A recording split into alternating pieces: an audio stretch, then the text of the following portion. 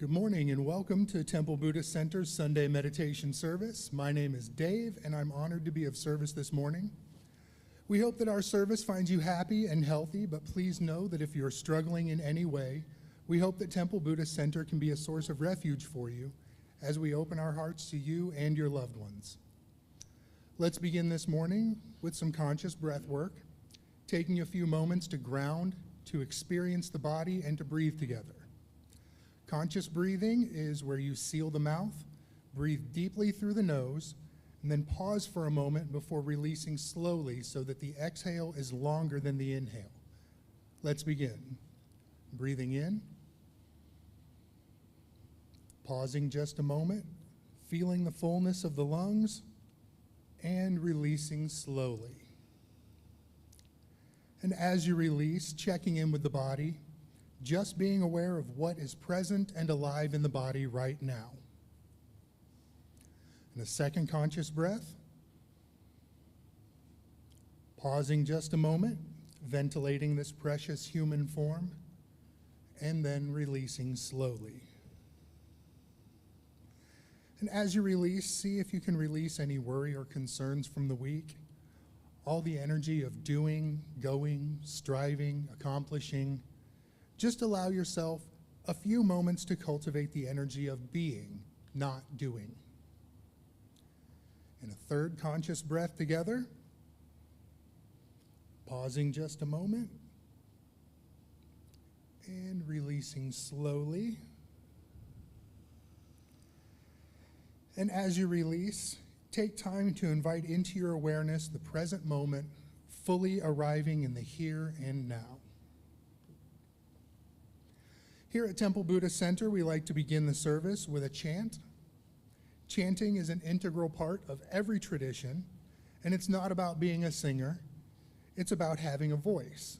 And I will let Victor go ahead and explain today's chant. Thank you so much, Dave. Our chant this morning is Om Vajrapani Hum, Om Vajrapani Hum. And in the Sanskrit tradition, you'll recognize the seed sound, Om. In Sanskrit, Om is the sound of the universe, reminding each one of us that we are a beautiful note in a grand cosmic symphony that is forever playing. Vajrapani is, in the Buddhist tradition, is this deity that represents the Buddha of limitless light, that boundless, limitless energy and light, the truth of who we are. And Hum, H-U-M, means I am that. I am that. And so with that, let's take a conscious breath together.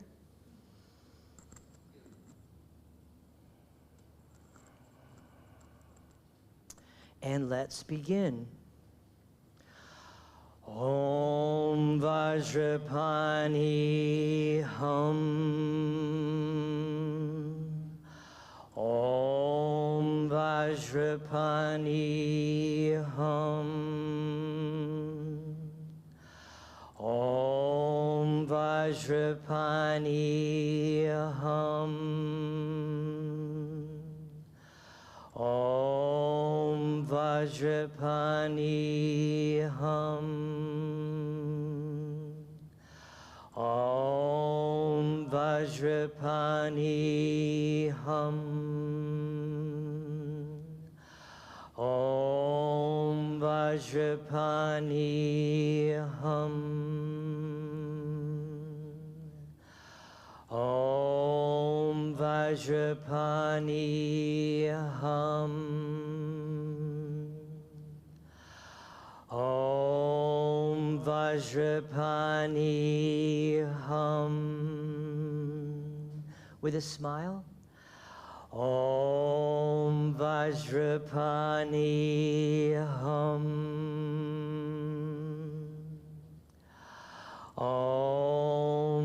Vajrapani Hum. Once more. Om Vajrapani Hum.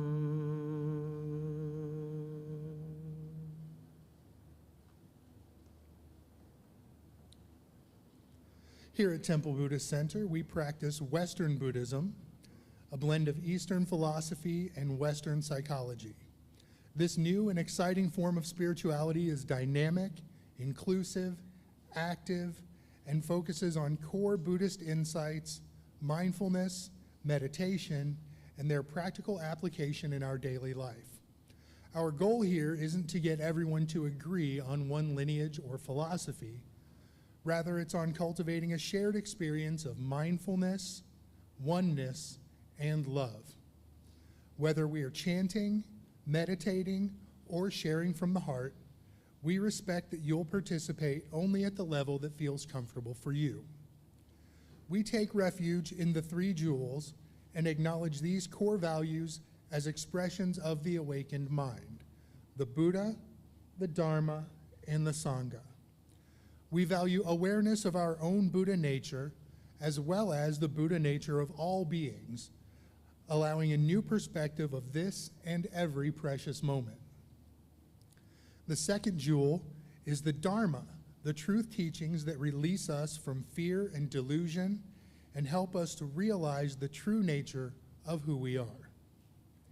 And Sangha, our spiritual community, an essential part of growth where we practice the teachings together and support each other along every step of the path.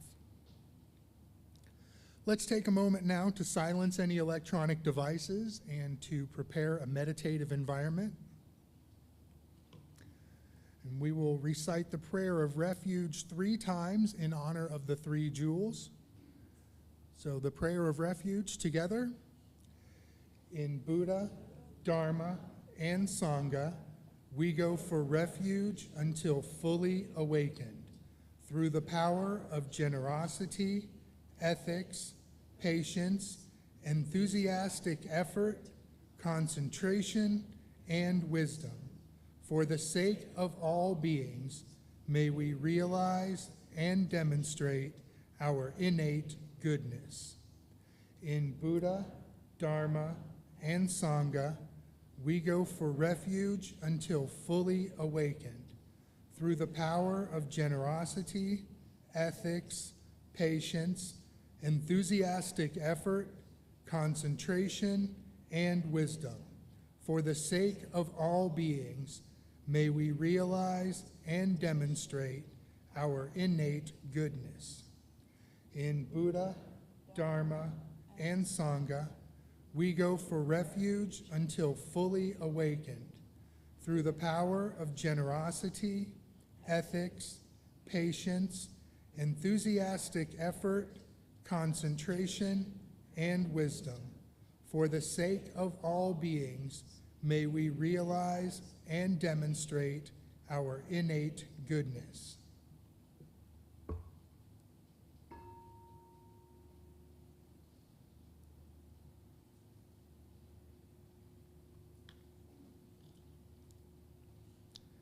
As we enter into a time of meditation, if you have an extensive practice, then I invite you to practice in a way that's fitting for you this morning. If you're new to meditation, we'll begin with an opening dedication. We will sound the bell 3 times. There will be a brief guided meditation, and then we'll spend approximately 12 to 15 minutes in noble silence. Let's begin by breathing together, the conscious breath.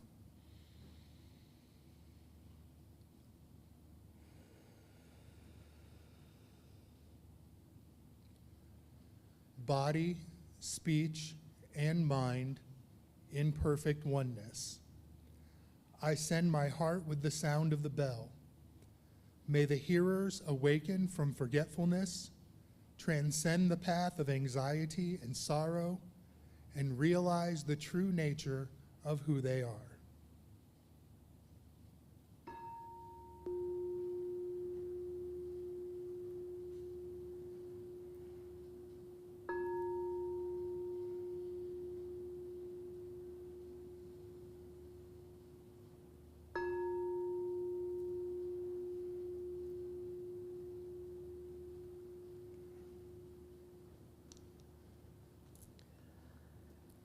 And so as the sound of the bell recedes, showing us the way into stillness,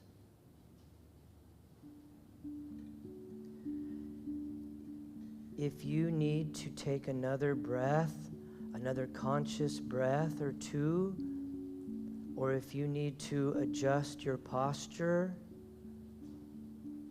or perhaps roll the neck or the shoulders a little bit, whatever you need to do to partner with the body to find a new level of gentleness and ease.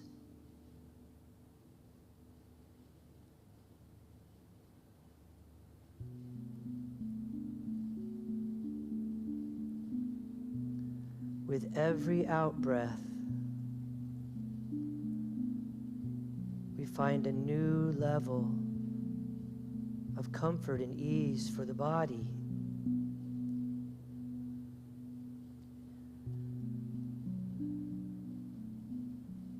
And as your breath settles in now to its natural rhythm, its natural flow,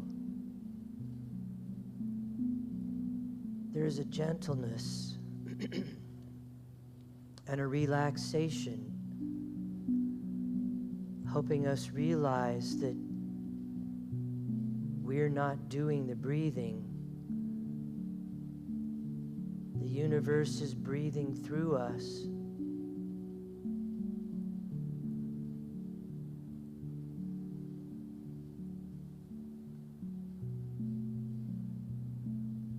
And so, connected to the breath by bringing your awareness to the rise and fall of the tummy, the body is easy and light, remembering to unfurrow the forehead and eyebrows. The jaw is easy. Shoulders drop and the belly softens.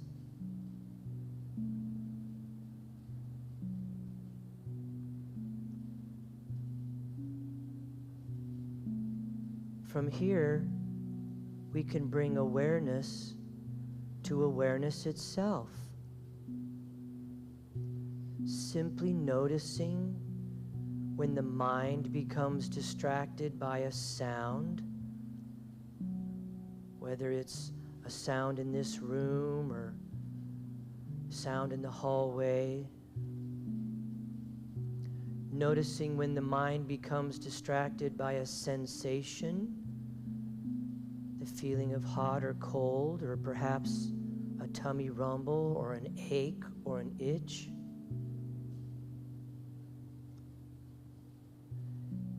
And noticing when the mind becomes distracted by a thought or thinking.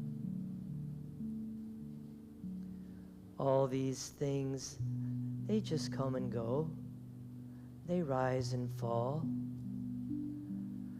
Our practice is to cultivate an awareness of what it is that these things come and go into and out of. Our practice is to cultivate the knower, not the things that are known.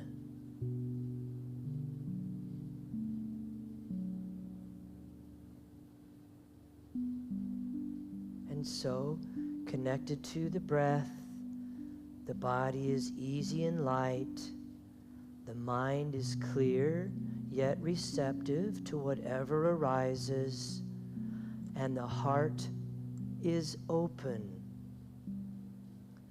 From here we can move more deeply into our meditation.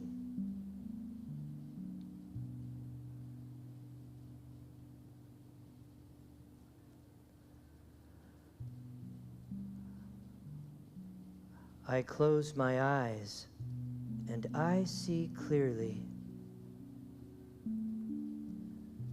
I stop trying to listen and I hear truth.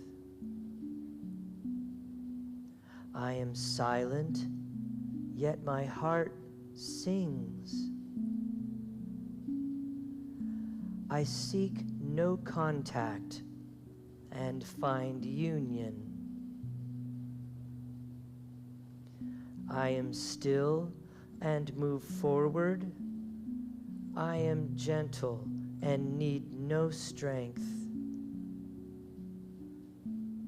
I am humble and remain whole, returning again and again to the breath, returning again and again home.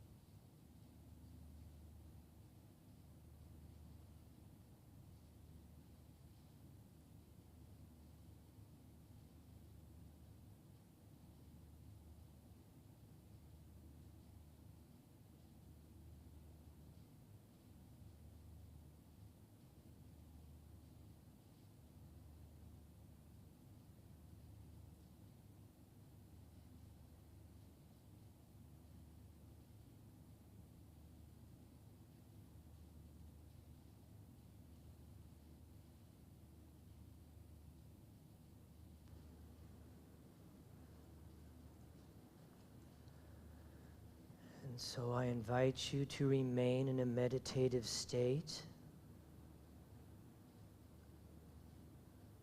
The body is gentle, connected with the breath.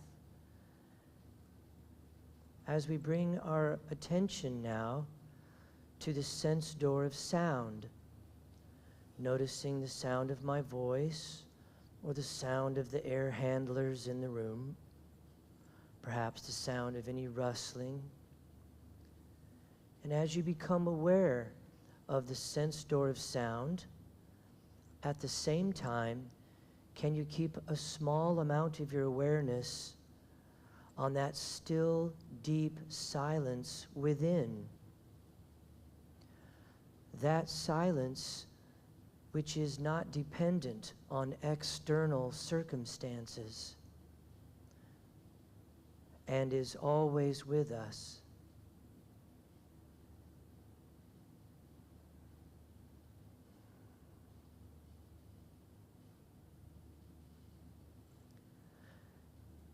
Next, I invite you to bring your awareness to the sense door of touch as you notice the feeling of your clothing upon your skin, or perhaps the chair or the cushion beneath you,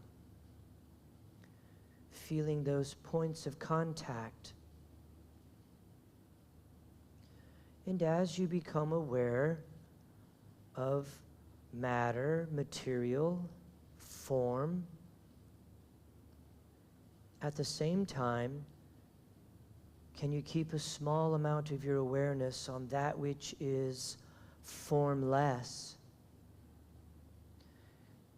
Can you be aware of awareness?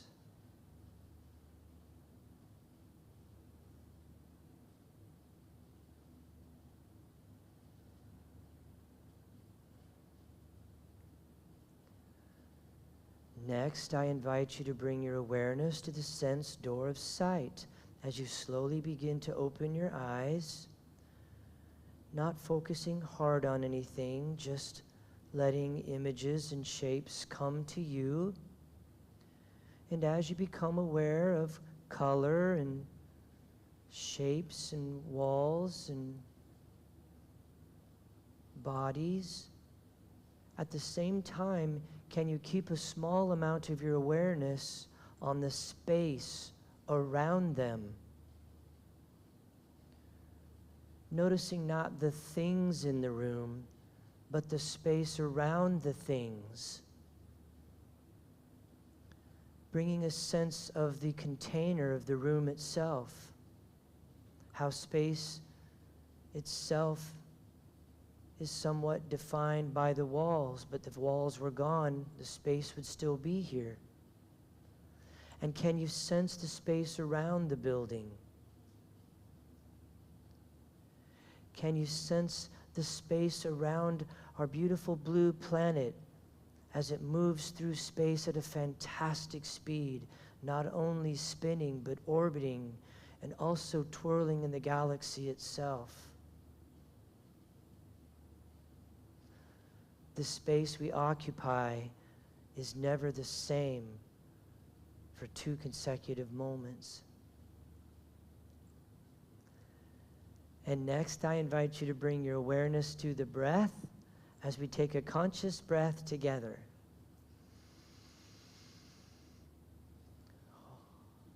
And as you release, become present in the here, in the now, in this time, and in this place.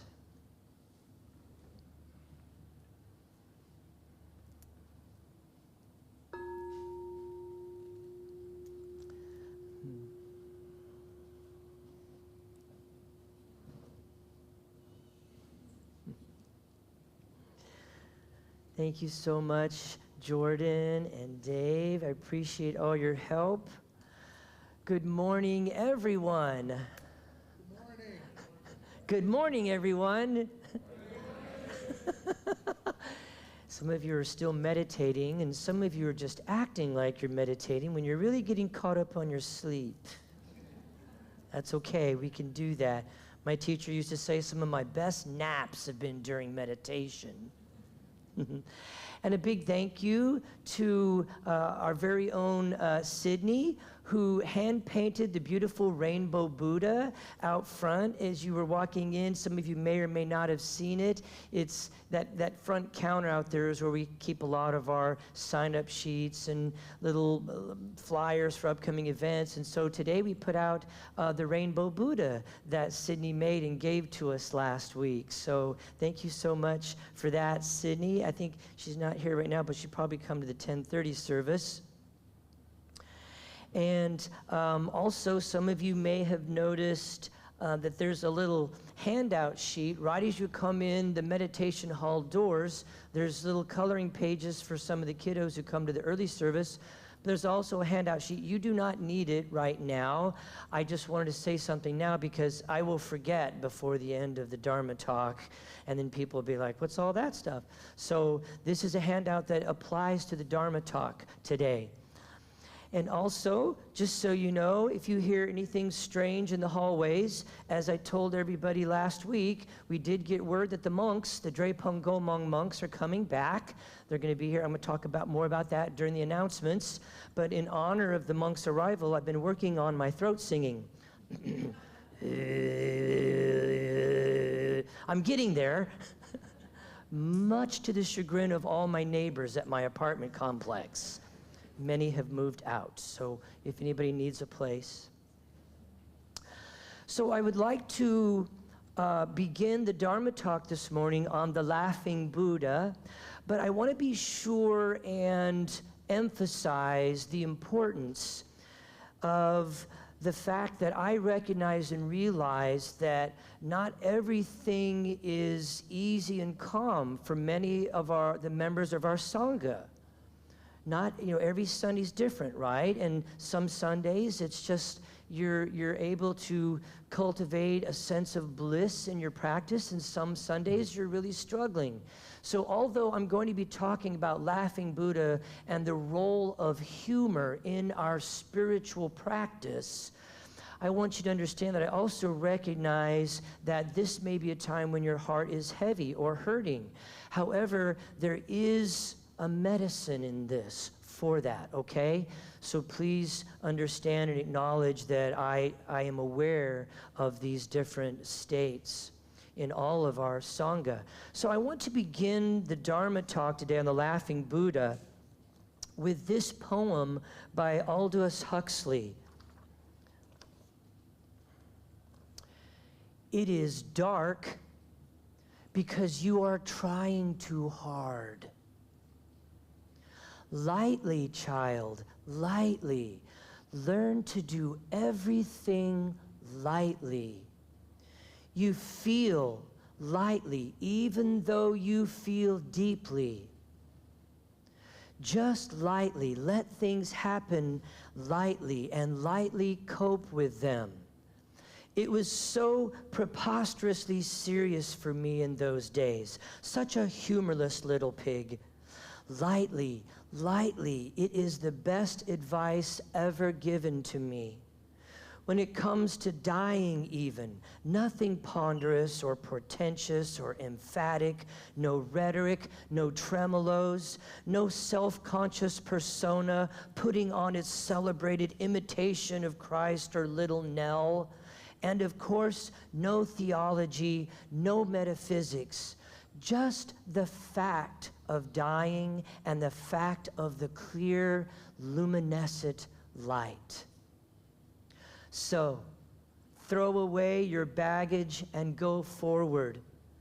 There are quicksands all about you, sucking at your feet, trying to suck you down into fear, self-pity, despair. That's why you must walk so lightly. Lightly, my darling. On tiptoes and no luggage, not even a bag. Completely unencumbered. So, humor lies at the heart of Buddhist thought and practice. Indeed, according to Buddhist history, it was a central factor in the enlightenment experience of the monk Kashyapa. Kashyapa, as many of you may recall, was during one of the discourses by the Buddha when he suddenly fell silent and simply produced a single golden flower. And it was Kashyapa, without any need for words, without any ideas, without anything. It was Kashyapa was the only one of the entire gathering that understood, and a giant smile arose on his face. And this spontaneous opening of the heart-mind, this direct transmission of truth from one being to another, became Zen. Or so the story goes. Fun and laughter are also central to the story of Maitreya, the future Buddha, as taught in the Mahayana literature. When Buddhism first came to China, several transformations of the Indian teachings took place, and one of those changes concerned the role of Maitreya. Maitreya became Milo Fu, the laughing Buddha. In Buddhist art, he is often portrayed as a lovable, pot-bellied figure with jovial features. In Japan, he became known as Hotei. Hotei and his image can now be found in souvenir shops everywhere. And so, with the image of the laughing Buddha behind me, I would like to invite you, each and every one of you, along with me to explore the part or the role that humor can play in living a spiritual life. I'm going to suggest that humor can, in the context of spiritual practice, be used as a kind of upaya. Upaya means skillful means, a skillful technique or practice. And so an upaya that helps us towards enlightenment, joy, and laughter provide each and every one of us with an opportunity to challenge the assumed sovereignty of the ego itself. All of my teachers, even if they had resting stern face, which many of them did and do, I'm always kind of tentative. Should I ask a question? Or almost daring you to approach them. These teachers that might have this resting stern face were always, however, quick with a smile or even a glorious belly laugh that could erupt at any moment. These teachers seem to have understood the cosmic joke. My teacher would always say, we are moving from the primal scream to the cosmic laugh. This is why humor is such an important part of our practice. So, why aren't we laughing? Well, as students of the Dharma, we seem to be the ones who have all the problems. There are times when we seem perpetually troubled by the state of the world, all the problems and the to-do lists, the relationship issues, the things that we can't seem to find, or the things that we have lost. There are times when we just seem constantly caught up in what, in the Buddhist practice, we call the 8 worldly concerns: praise and blame, gain and loss, joy and sadness, fame and insignificance. Every waking moment caught up in some aspect of the worldly. And so, at these times when all seems lost and we feel hopeless and helpless, are actually some of our greatest opportunities for awakening. You see, because what worries us even more than the state of the world is the state of our own minds. Before we realize what is happening to us, we are taking our views, our opinions, our identifications so seriously. We take them so seriously that we run the risk of ending up in a state of perpetual anger and frustration. Without a sense of humor, we may become completely perplexed or baffled by Kashyap's smile or our chosen teacher's outrageous sense of laughter and fun. I would walk into my teacher and say, "Oh, man, everything seems to have just gone right down the tubes." He's like, "Oh, good."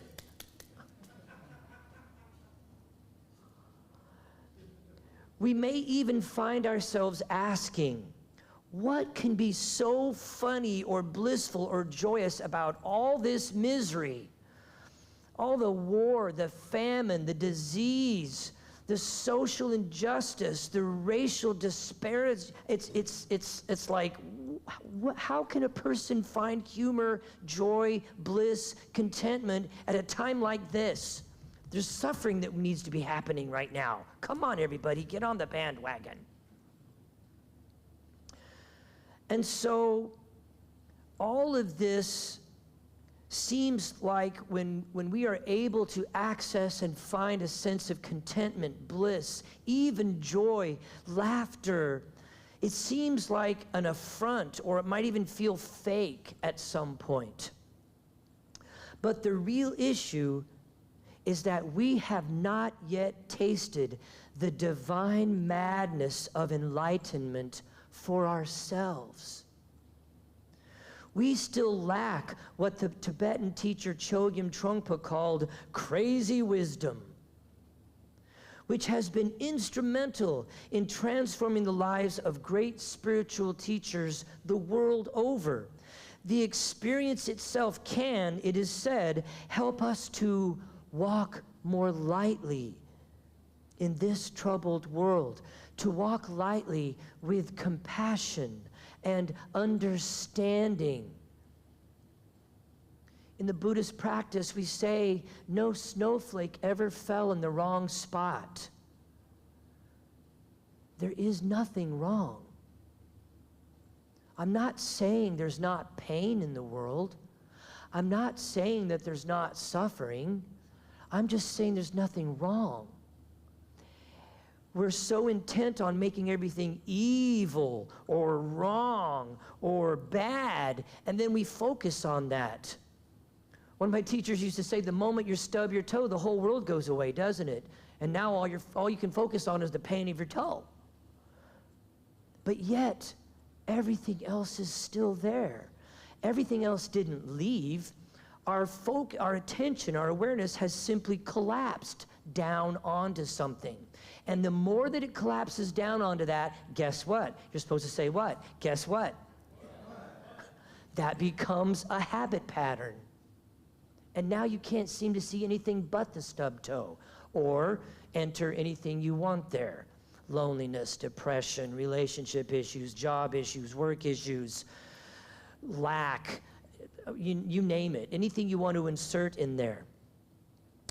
And so this experience helps us to learn to walk more lightly, this experience of tasting. I'm not saying that you have to, okay, wake up, become enlightened now, go.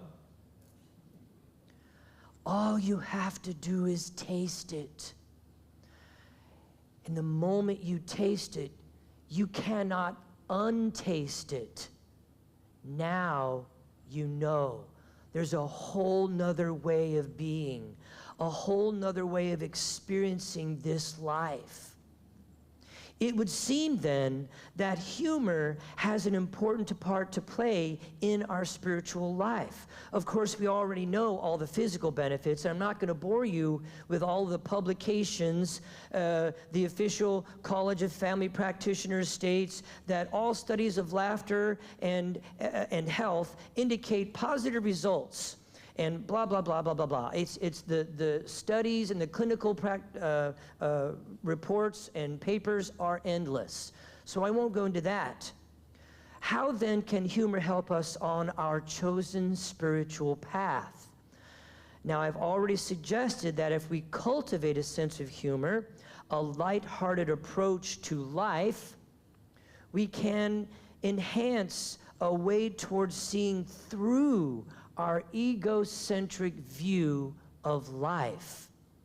What does that mean, the egocentric view of life? Well, remember, the ego's job is to constantly scan the horizon for what is about to eat you. Always on the lookout for danger. Always on the lookout for anything that's going to cause you pain. But here comes the problem. After working with this long enough, you become this. Now all you can do is wait for the shoe to drop. Now all you can do is constantly scan for what's going to hurt. What's going to cause this form pain of any kind, mental, physical, spiritual, emotional.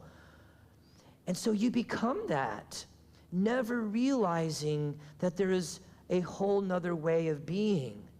That is the egocentric view of life, because remember, that's the ego's job. And so our practice, from a Buddhist viewpoint, when we call, or what we call our sense of ego, is really, as we learn in meditation, simply a social fiction.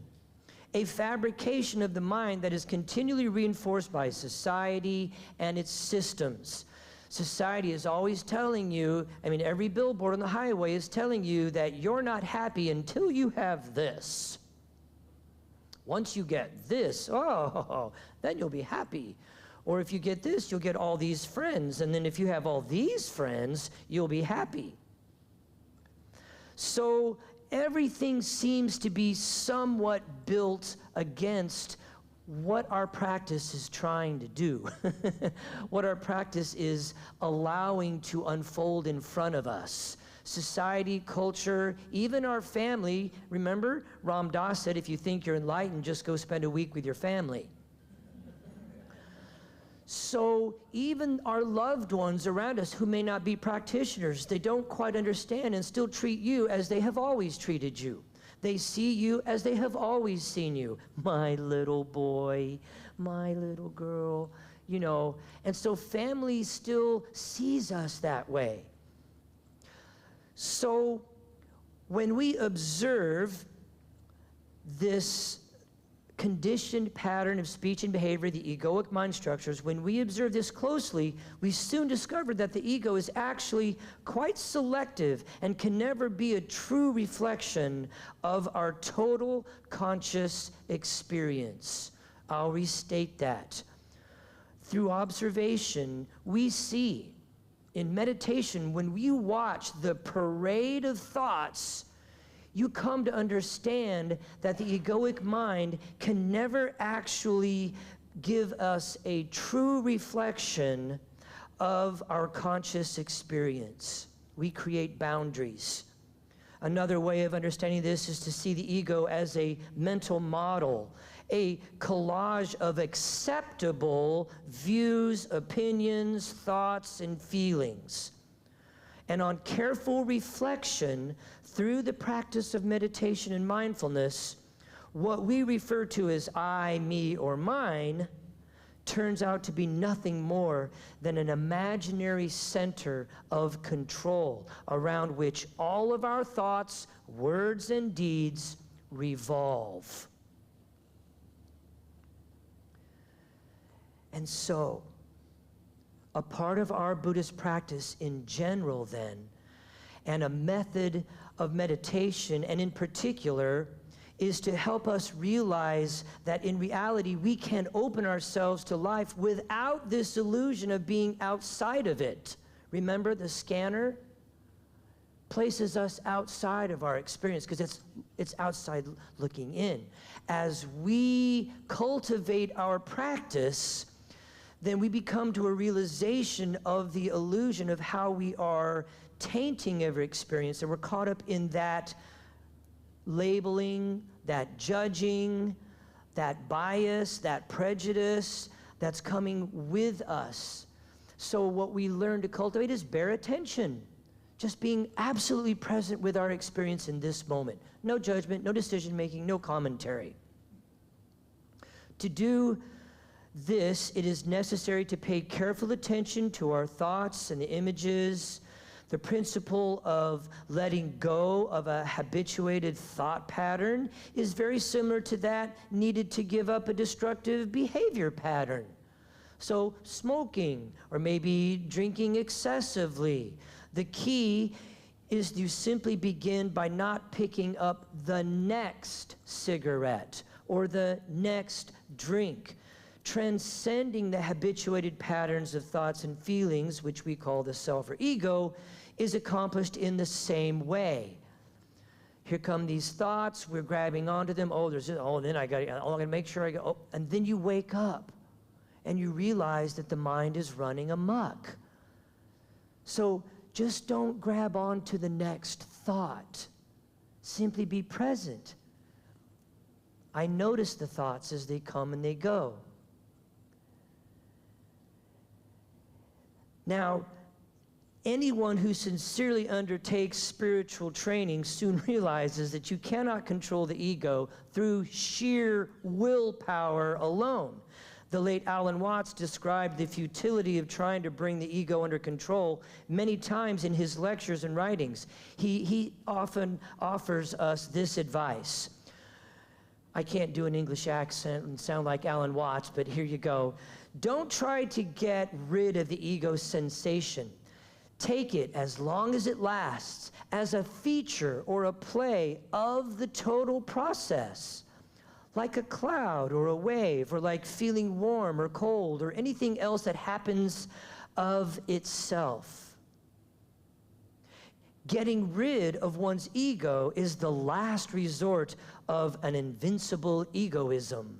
In other words, trying to get rid of the ego is the ego itself exercising, pumping iron, getting stronger.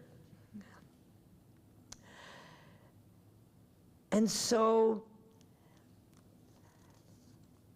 we approach this practice and accept it like any other sensation. Hot, cold, an itch or an ache, ego, thoughts. It would seem then that the real tragedy of our ego-bound existence is that we appear totally unable to break free from this unconscious replication of our old thoughts and our old patterns of speech and behavior. Is this not a situation totally lacking of humor? This hopelessness, this inability to break free from our conditioned patterns of speech and behavior?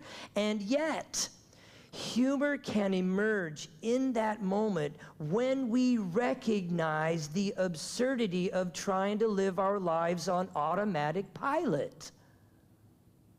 The jewel is in the lotus. Our own awakening is laughing at our attempts to awaken because you can't do it. There is no way to wake up. If there was, I'd have a little kit for $19.95 that you can purchase and get a free set of Ginsu knives at the same time. Waking up is a complete accident, but there is much we can do to make ourselves more accident-prone. Meditation, mindfulness, Sangha, our studies, and most importantly, awareness. Awareness. Humor is a rising above and a stepping outside of our conventional roles in life. It can help us to go beyond the manufactured images of ourselves, and it can offer us a taste of real freedom. Perhaps then, in our spiritual practice, is the discipline of real humor. Through meditation and mindfulness, Tai Chi Cha, Qi Gong, other spiritual practices, we have an opportunity to become aware of that essential freedom from conditioning. And of course, we will also have opportunities to see the humor in our failures to realize and sustain that freedom in our daily lives.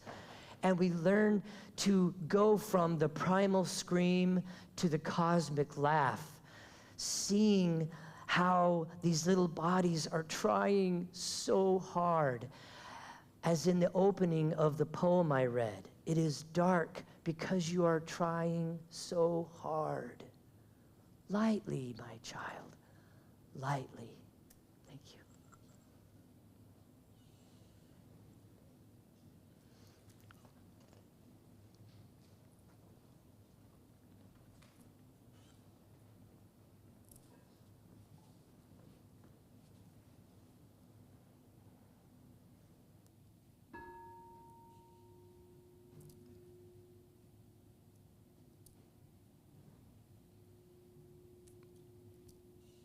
Let's just take a moment now to embody the teachings before we move into a heart practice meditation. So let's just take a conscious breath together.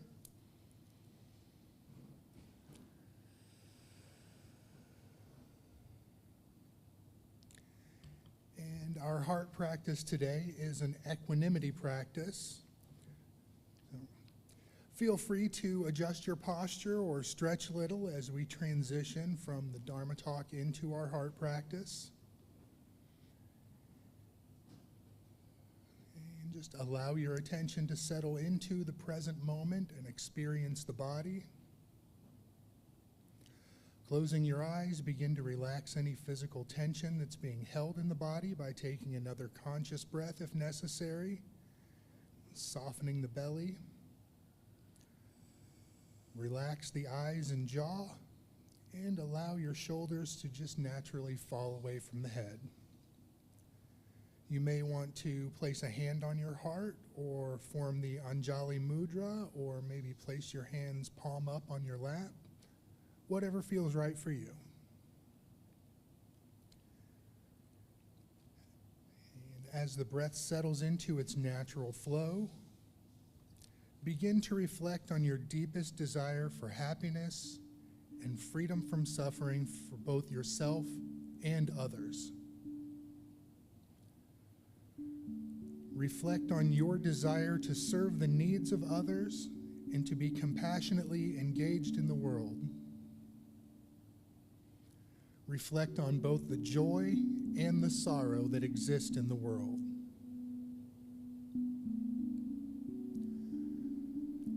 Allow your heart's truest longing for truth and well-being to come into consciousness.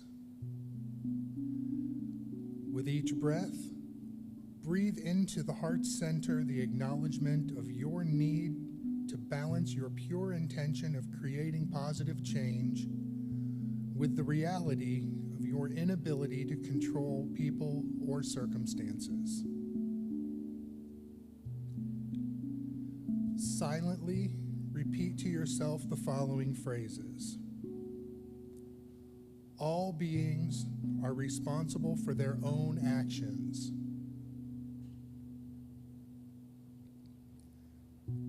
Suffering or happiness is created through one's relationship to experience, not by experience itself.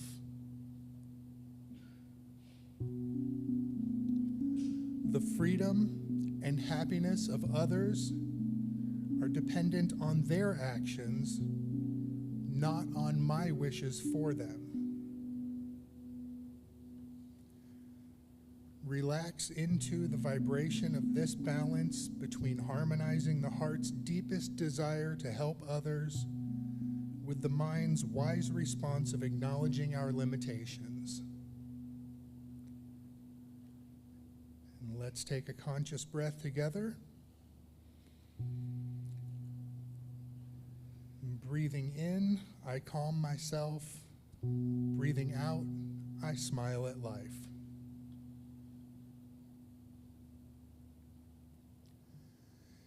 And in the true spirit of dana, the Buddhist practice of generosity, temple services are given freely. In the same way, if you choose to give, please give with a generous heart, meaning not in return for something that you've received, but so that others who may seek refuge may find it here in this temple with this Sangha. Dana boxes are located at the back of the meditation hall, or you can scan the QR code on the little card in the seat back in front of you. And thank you to all of our wonderful volunteers. And thank you to our TBC ambassadors, those who have committed to regular electronic donations. It's not about the amount, it's just that the monthly giving helps us to set a budget here at TBC. If you would like to become an ambassador, you can scan the QR code on the card in front of you or visit our website, templebuddhistcenter.com. And thank you to Victor for sharing your wisdom with us. And thank you to Jordan for your beautiful music. And thank you to each and every one of you for sharing your heart and your practice with us today. We are the better for it. And I will stall for just a few more moments while Victor tries to make his way around the room to get everybody. And here in just a moment, we will close our service with the bodhicitta dedication, which we will repeat one time to formally close our service for today, and then there will be just a few brief announcements if you can stick around for that. So the bodhicitta dedication together. May the pure, brilliant sun of bodhicitta dawn in each and every heart and mind, dispelling the darkness of suffering and confusion unstoppably until all are illumined and awakened. And with our hands together in front of our hearts, let us go forth from this place, entering each moment in innocence, guided by the wisdom of our hearts. And as we open our hands, open our eyes, shine our light into the world, namaste.